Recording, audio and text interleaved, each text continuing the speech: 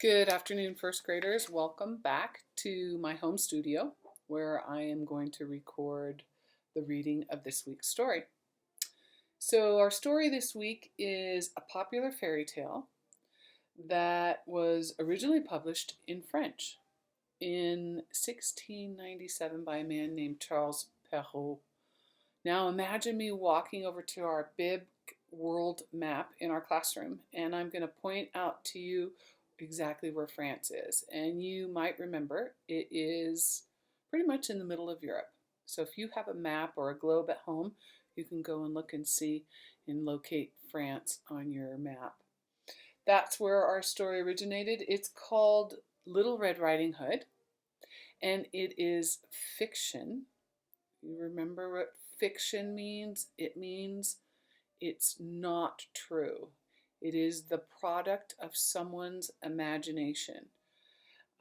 Somebody made up the story and then wrote it down, so it's not true. Fiction. And before we get started, there's a few words that I want to go over with you, vocabulary words, that I want you to listen for in the story. And just so that you're familiar with it when it does come up in the story, you'll know what it means. So the first word is cherished. Susan cherished the necklace that her mother had given her.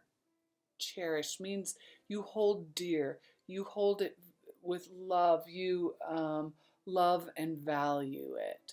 Okay? Cherished. The next word is strayed. Strayed. The new puppy strayed from room to room looking for his new owner. Strayed. And strayed means to go in a direction that is away from the place that you were supposed to be, or away from the place where you were going. So strayed means to go off course. Next word is disguised. Disguise or disguised. The king was disguised as a beggar. In other words, he had stuff on that made him look like something else.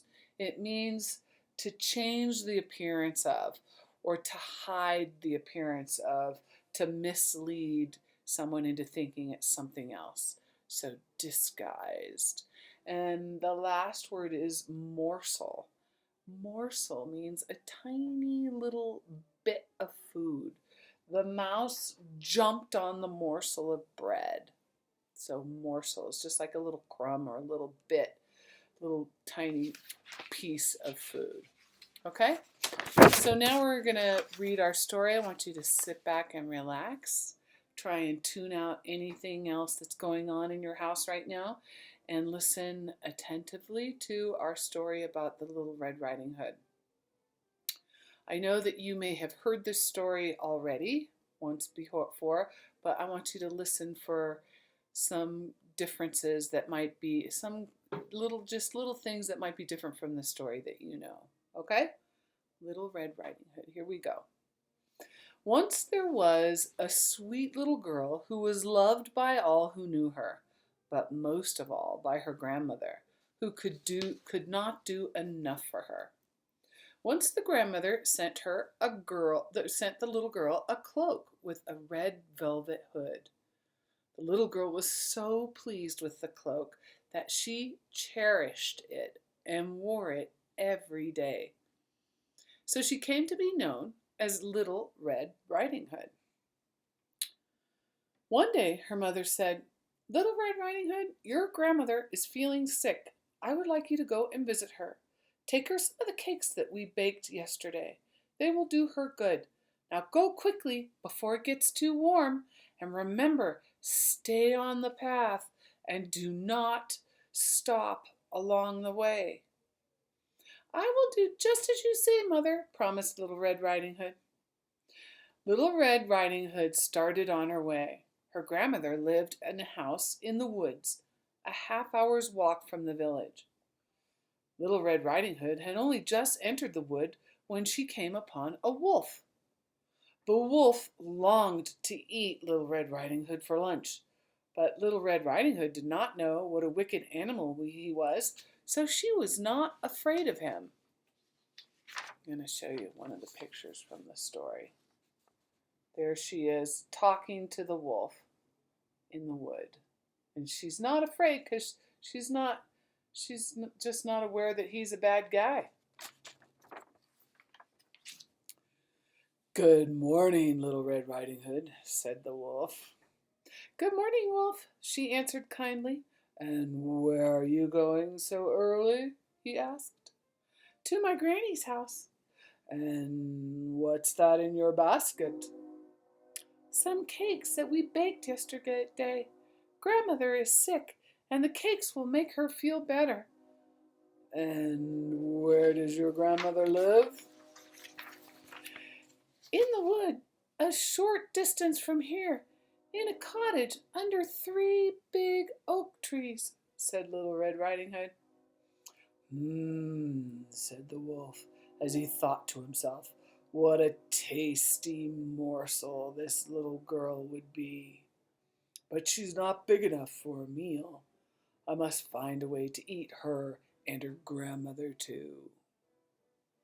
The wolf walked along beside Little Red Riding Hood for a while. Then he said, "Why, look at all the pretty flowers. Why don't you stop to rest and pick some of them?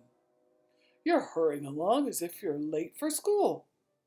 Yet the birds are singing, and everything is so pleasant here in the woods."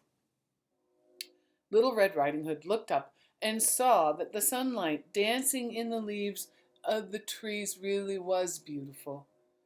She saw the lovely flowers around her, and she thought, "I am sure her grandmother would be pleased if I took her a bunch of these beautiful flowers." Forgetting what she promised her mother, she left the path and went out of her way into the woods to pick some flowers. And each time she picked one, she saw others even prettier further on the trail. And so she strayed deeper and deeper into the woods. As for the wolf, he hurried straight to Grandmother's cottage and knocked on the door. "Who's there?" said a little voice. "It is I, Little Red Riding Hood," said the wolf, trying to sound like a little girl.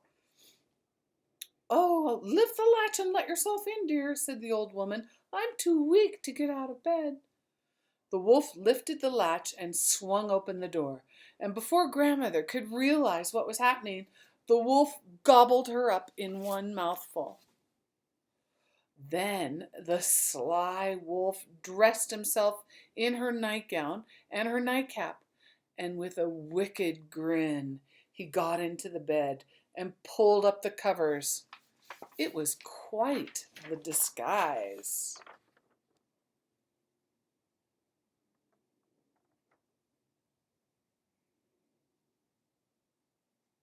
You see it?